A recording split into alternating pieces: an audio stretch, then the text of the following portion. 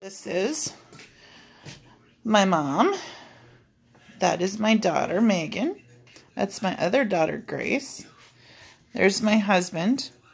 Oh, can't forget Cupcake and Nina. Zoe. And there's my dad. What are you doing?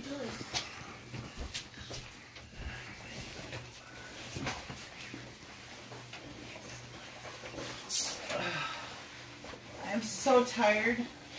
Don't make me do this again, okay? I mean, last night the call was just so hard.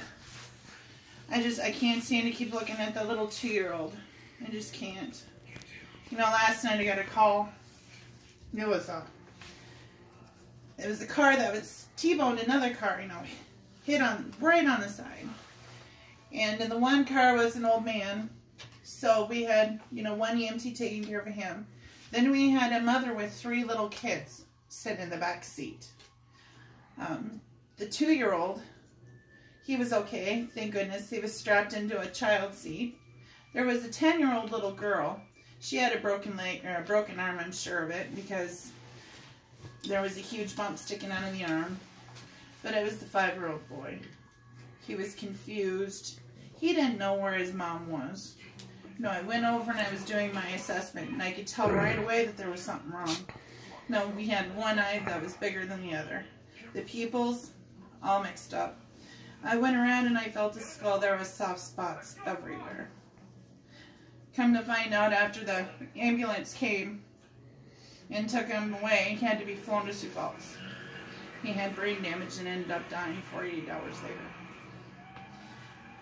Now, this right now, I'm going to inform you about the stresses of EMS and burnout, which is very, very easy to do. Very, very easy to do. I mean, you have hours upon hours on call. Then you have, you know, different kind of calls. You know, that was just one of them. There's been other numerous calls that I've been on that are very stressful. I had a call, there was, you know, it was a unresponsive call. Didn't say anything else, but when we got to the house, the husband was just bawling, and he could not tell us what was going on. All he could do was point into the living room. So here we go, you know, we rushed in the living room with our bag, now thinking, okay, it's unresponsive. What happened? Was it a heart attack? Was it a stroke? We go over and we look at the woman on the couch.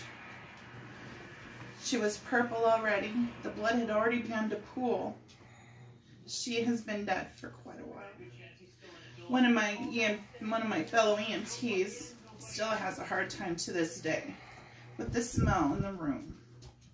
That's one of the signs of burnout, is you cannot help but think about that smell all the time. And it's stressful. It's a very stressful job, even though it is very rewarding. But it is so stressful sometimes. EMS, I love what I do, but there's a major shortage here in the U.S. with EMS. Major shortage. And it doesn't pay that well. There are people, you know, major obesity problems. 75% of the fire department EMS suffer from obesity. 2/3 of all EMS suffer from work-related injuries because they're so tired and they're so overworked. And it leads to stress. It can be so hard. It leads to depression, and then it leads to suicide. 6.6% of the total population of EMS, and that's 800,000 here in the U.S. 800,000 people. 6.6% has attempted suicide and actually succeeded in attempting suicide. Just last year alone, there was 132 suicides, and that was the first 6 months. The next 6 months is not out yet. Signs and symptoms of EMS and burnout. You know, you're tired, overweight, cranky. You can be withdrawn from friends, withdrawn from family, don't want to do anything. I mean, people, they turn to alcohol And because they are so stressed out and so frustrated, they actually turn to abuse. Abuse of a spouse, abuse of children. This is a real thing. I have been in EMS. See, I started in 2000 as a first responder. I have been an EMT since 2014. I have been on a lot of scenes that can be totally devastating to some people.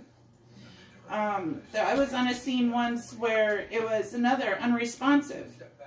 You know, it was me and 2 other EMTs were at that scene. We go to the scene, the man had had a heart attack. He wasn't breathing, didn't have a pulse. We immediately started an airway. We immediately hooked him up to an EKG machine that had the paddles on so we could try to jumpstart his heart. You know, we have the family is standing all around you saying, what's wrong? Can't you do something? Help him. And you're doing all that you can. You're trying to start CPR and trying to get them into the rig. So you have one person that's doing compressions, another person that's begging, and then the other person, and hopefully there's some EMS people, you know, some police officers or fire department people there to help you lift the cot into the back of the rig. And then when you're on your way to the hospital, you're still trying to take vital signs, you're still trying to do compressions, and you're still trying to breathe for this person until you get to the emergency room. When you get to the emergency room, you have the staff of doctors, you have the staff of nurses, all running around. You know, the doctor shouting orders for this, orders for that, and you're still doing compressions. We did compressions for a half an hour until they finally called him dead. That is very stressful for some people. You know, some people can't cope with seeing things like that. So they just, you know, shut it totally or go home and have a beer. They don't really realize there are people that you can talk to. Usually after every major scene, we go through kind of like a scene debriefment where everybody gets around the table and starts talking about the scene. Now we could talk about, you know, what we did, what we could have done better, what went wrong, but how it affects people is what we really need to talk about. You can talk to, you know, at work, you can talk to your fellow employees, you can talk to your boss, you can also talk to your therapist if you have one. If not, you can always call somebody who you can talk to about it. You don't know anybody? Ask your boss. There's actually a campaign called Code Green Campaign where they are actual advocates for the EMS so they don't have to cope with the dangers of burnout, and give them somebody to talk to. When you get home, you can talk to your spouse, you can talk to your kids, you know, you can talk to your best friend, you can talk to your dog. Like my 2 dogs, Cupcake and Zoe. I talk to them all the time. You know, there's things that you can do that will help you, to help de-stress you. You can exercise. You can help eat better. You can just take time out so that you can have fun and enjoy the things in life so it doesn't seem so stressful either. You can also cut down on some hours if you can. A lot of these services are volunteer services that don't have a lot of people on, but some of these services are paid services. You know, just take a little break for a little while. You don't have to be Superman. Don't become another statistic. Thank you.